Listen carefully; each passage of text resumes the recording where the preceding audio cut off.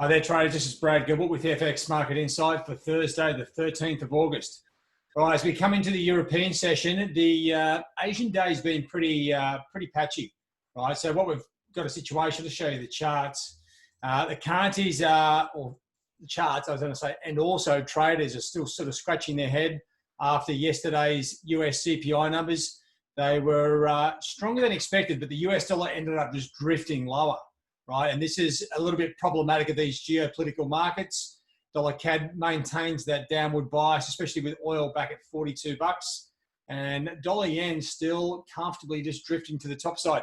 Now, let me just come back to the US CPI numbers because I've had a few questions about this, and it really flows on from last week's US non-farm payrolls. Now, the payrolls data was quite good.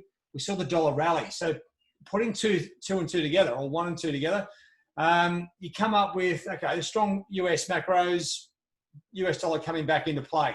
That's a good setup. So we're looking at these US CPI numbers, and they came out much better than expected. Okay, if I just move that ink. Okay, plus 0.6 versus the 0.2 and 0.3 down here. Well, that was the core number. So the number's much better than expected now. It's obvious after the fact, right? The equity markets have rallied. What this shows is basically that the dollar rally was either the other currency pairs just weakening themselves, and obviously the US dollar just moving higher on the back of that, but also it looked like there's a bit of a US dollar safe haven trade in play, right? And this is, as I said, it's easy in hindsight. I couldn't see it that clear beforehand, but you look at all the news with the coronavirus, you know, drops in demand, blah, blah, blah. It's all the usual sort of dribble. US-China tension, all that sort of stuff, plays into a very sort of weakening, sort of concerned, cautious market. Now, these strong non-farm payrolls with strong CPI on top tells you that people are buying and spending, and inflation is coming back. That's a good thing. We're getting back to normal markets. So the dollar, which was enjoying a little bit of a safe haven rally by the looks of things, started drifting lower. Now, this caught out a lot of traders, and you know what? If anything, I was lucky that I was asleep during this, and I missed that opportunity because once again, you come back and look at the charts, normal market conditions, 100% you would buy dollars on that. But the US dollars data came out and the currency started rallying back, and you know what? A lot of people were short these pairs and got stitched up. So you know what? It's one of those things. Don't overtrade the situation and wait for them to sort of come towards you. Now, on top of that, when you look at the macroeconomics, we had the Aussie employment data out today. Data better than expected. All right, we've got better numbers here across the board. And basically, the Aussie, well, hasn't really done much at all. Okay, so this is what we're getting used to. So the data's coming in and out of play. So it's one of those things, we're just going to pay attention and sort of work out, okay, is there any potential chance of an impact? I thought there was yesterday on the CPI, US CPI for sure, but we didn't see it. So that tells you just be cautious. If anything, wait for the data to come out. You see the numbers come out, look at the equity market, see what impact it has, and then make a judgment call whether the dollar goes up or down. It's a little bit conservative, but you know what? When we see a situation like this, you need to be conservative, that's for sure.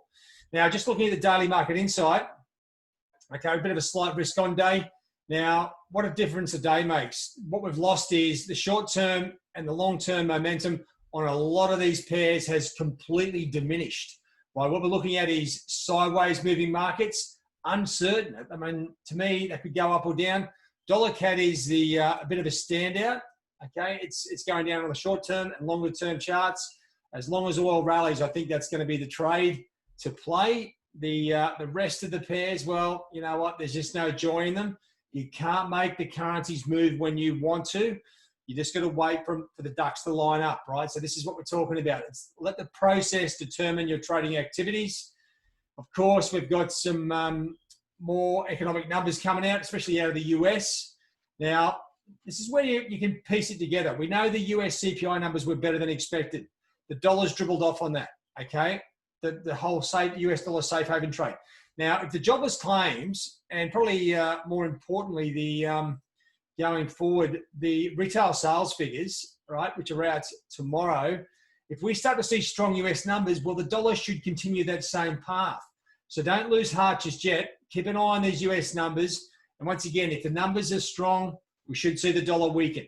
Right? That's the tip we've got from the US CPI release. Okay. Outside of that, understand that a lot of momentum has diminished out of the market. Right? So don't go rushing in looking to get your cash back if you lost cash yesterday. Be patient. Wait for the markets to line up again, and then we hit them after that. All right, bit of a tricky situation there on those US numbers. I know it can be a bit disheartening, especially when you think you've got the answers, but that's what we get with these geopolitical markets. And you know what? There's nothing we can do to change that sort of structure of what we're looking at. And you know, if you go through the general news, dollar loses ground amid doubts about US stimulus. Well, you know what? I don't know. So what happens here with the news, and I'll just finish on this, is some of the news services, they make the story fit the move, right? That's exactly what we're generally looking at. And there's these two things here are sort of basically opposite. Asian stocks grind high, dollar slips as US data brightens the mood. That's the general sentiment I think that's in the market. But you'll find different bits and pieces. You know, I don't really like opinion pieces. I like factual stuff. And at the moment, I think we've got a lot more opinion in the news than actual facts. All right, guys, have a good one. And, yeah, keep it on those US numbers over the next couple of days. Cheerio.